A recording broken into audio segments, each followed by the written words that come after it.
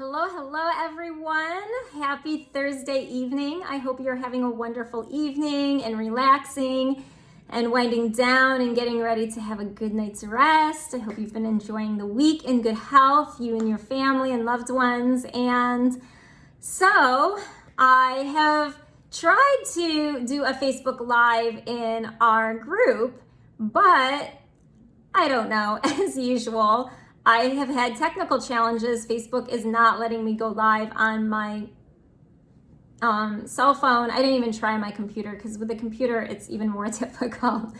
So I'm just recording this video and I'm going to post it up for you.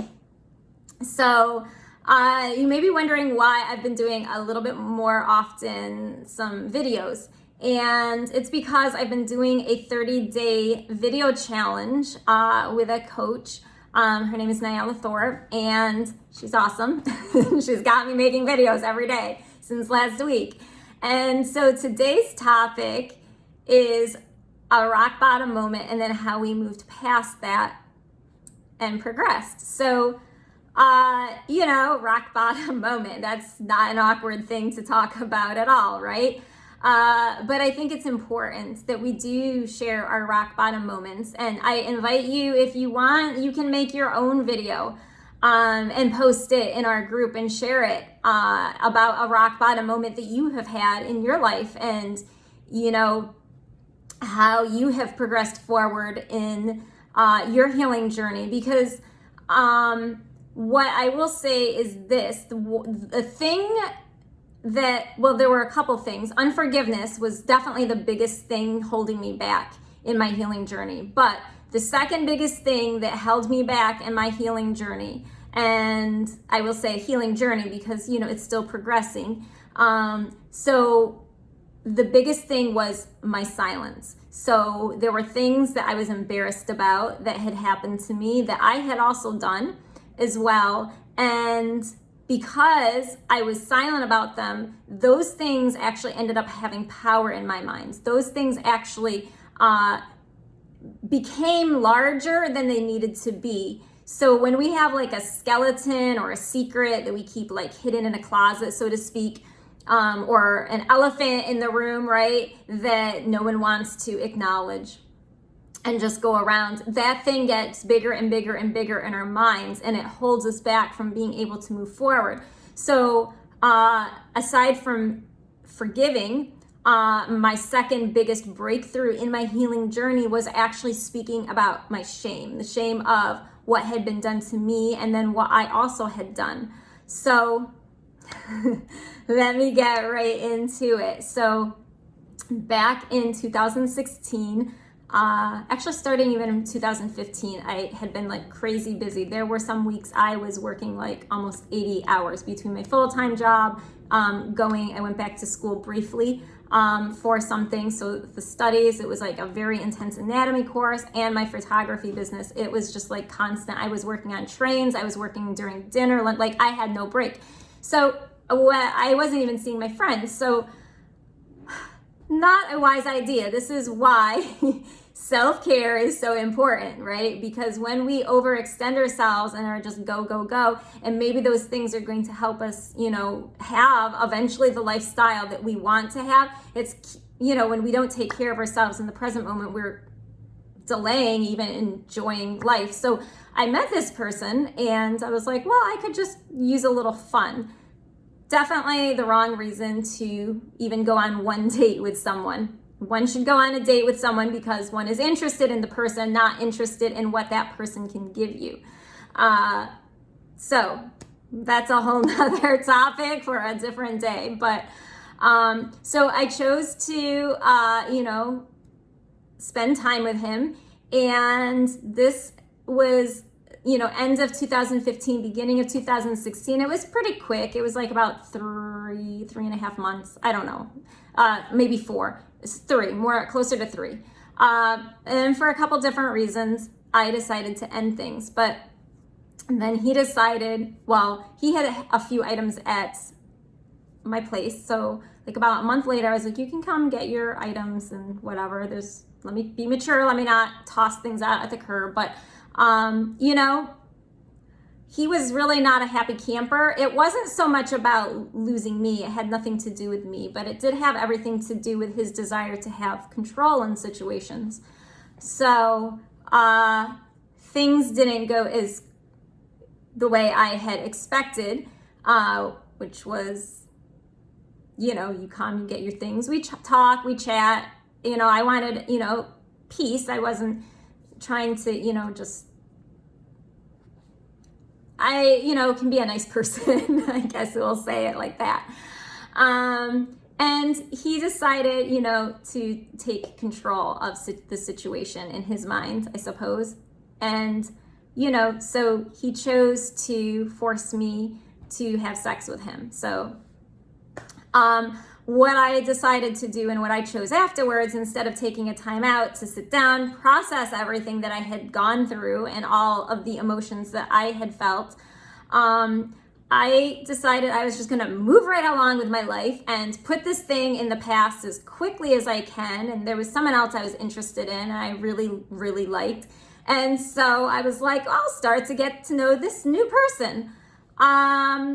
Big mistake on so many different levels and for so many different reasons.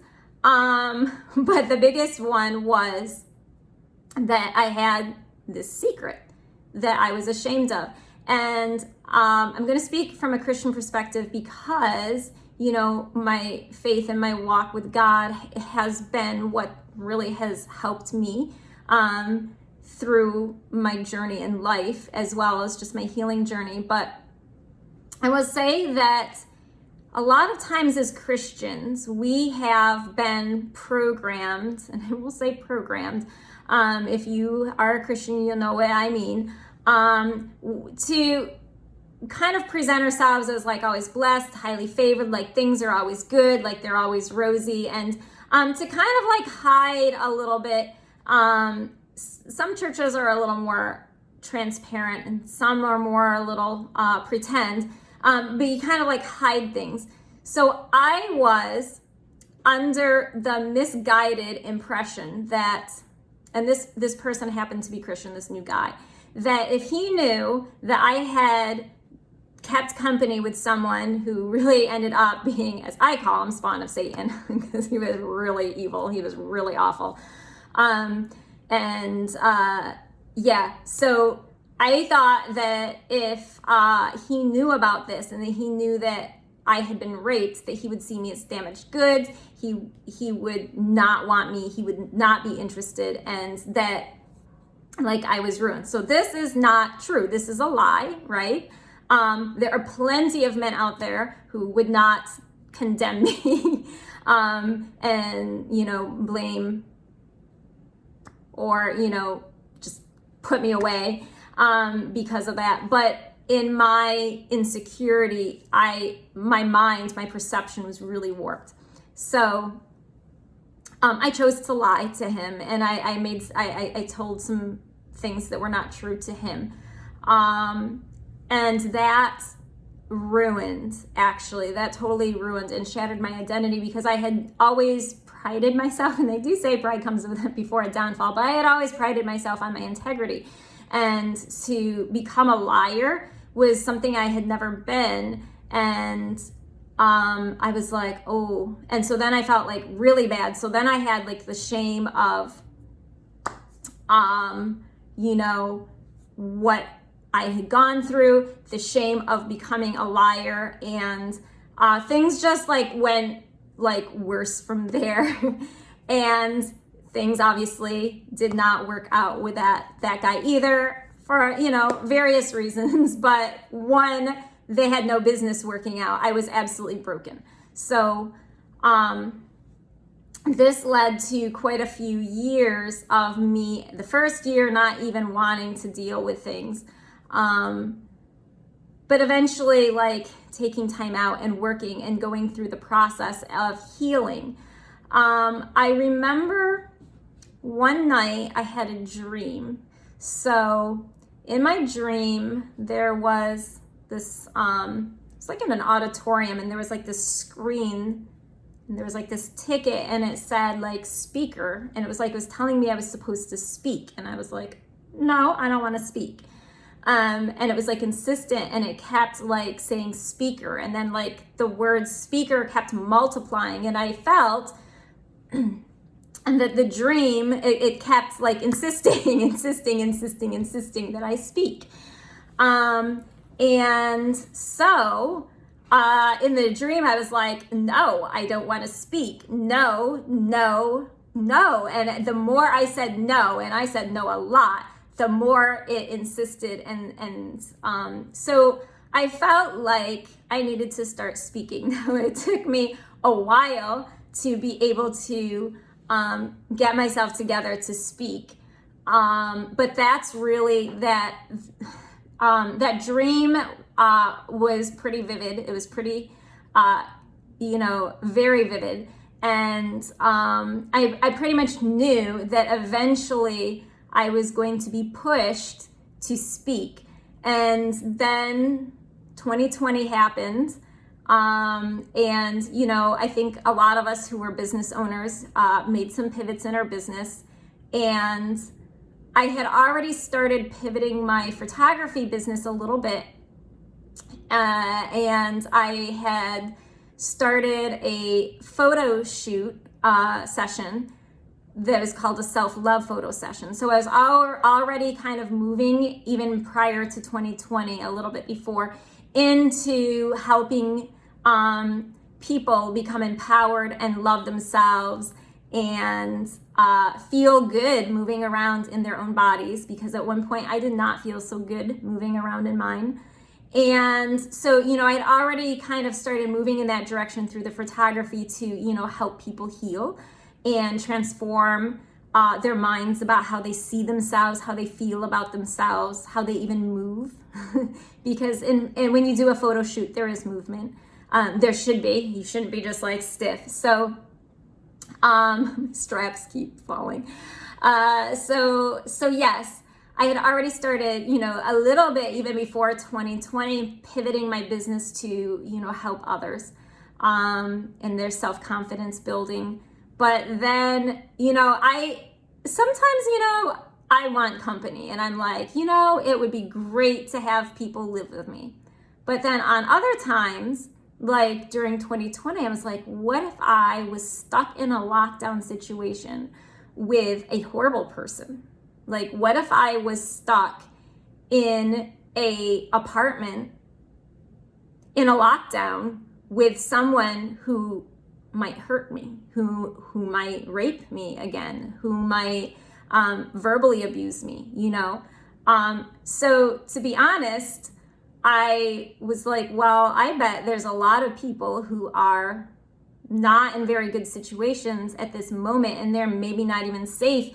And if what happened to me, I wasn't even, living with this man or anything, I had never been, but, I was just thinking, like, I don't know, I guess when you're in a lockdown situation, you think about a lot of different things.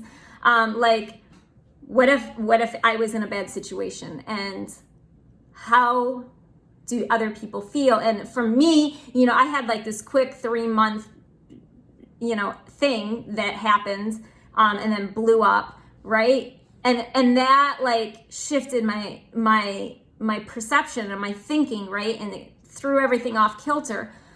What if I was listening and having to deal with someone every day who is throwing my life and my thinking off kilter? And so I felt like it was time to start speaking and to kind of step outside of my shell, and just share with people, how to heal and transform identity after, a traumatic event, after a heartbreak, because it's so important that we heal. And that way we can break things so that we don't continually end up with, like, I never want to ever date someone or go on a date with someone who is like going to end up becoming like an evil person to me, right? So I need, I've learned like tools, right, to like redefine my identity, learned different things, gone through different things on my healing journey. I'm still learning even. And, knowledge is power. Why would I keep those things to myself? So I've taken, you know, my pain and my embarrassment and moved it in order to help others. And actually, one of our fellow group members, Dr. Jacqueline, she had made a post, I think it was yesterday in our group, which was really great, and it kind of ties in right like this with this. So check out her post about how our pain can actually end up being for our good, and helping us. So that's a little bit about me, and you know, some, you know, actually low rock bottom moments, and you know, moving forward and how I moved forward, which was I really felt like I was supposed to speak and share and help others as well to move forward. So all right, I am going to end this video. I hope you guys all have a restful evening. Take care, sleep tight. Peace.